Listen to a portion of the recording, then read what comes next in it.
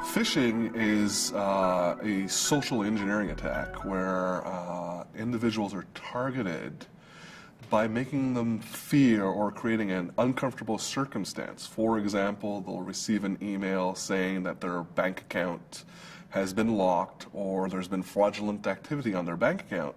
And there's a link which they're invited to click on. And when they click on that link, they get to a web page that looks like their financial institution, like their trading account, but really isn't.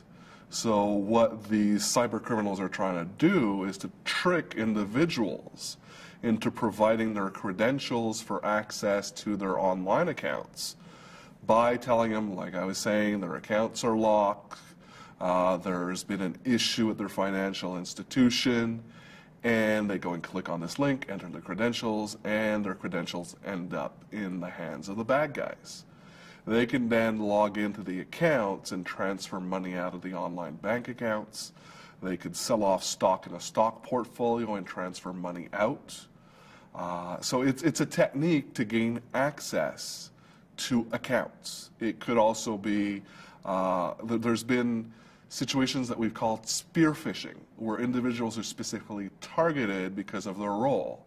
So for example, an individual or a group of individuals who work for an organization would receive an email looking like it comes from their IT department, inviting them to change their password to their online email account, their web email account for the company.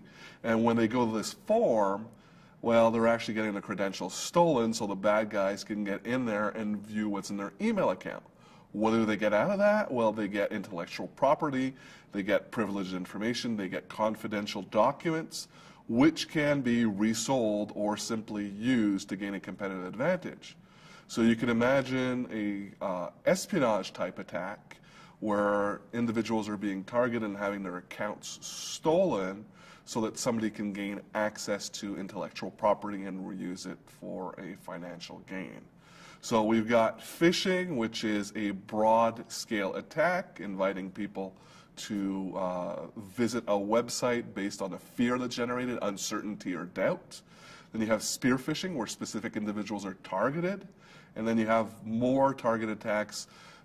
I've seen the name whale phishing being used, as in a large target. One of these scams came out last year, where an individual would receive this email saying, and the individual most of the time would be a CEO, a CFO, a chief compliance officer, chief money laundering officer, would receive an email saying, you've been indicted by the Department of Justice.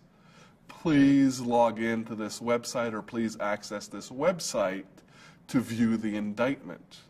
And when they went to the website, well, the website wasn't in fact Department of Justice site or anything like that. It was in fact a malicious site that injected a keystroke logger, for example, in the person's browser, so that anytime the CEO would log into the intranet, his bank account or anything like that, they would steal his credentials and be able to access these accounts.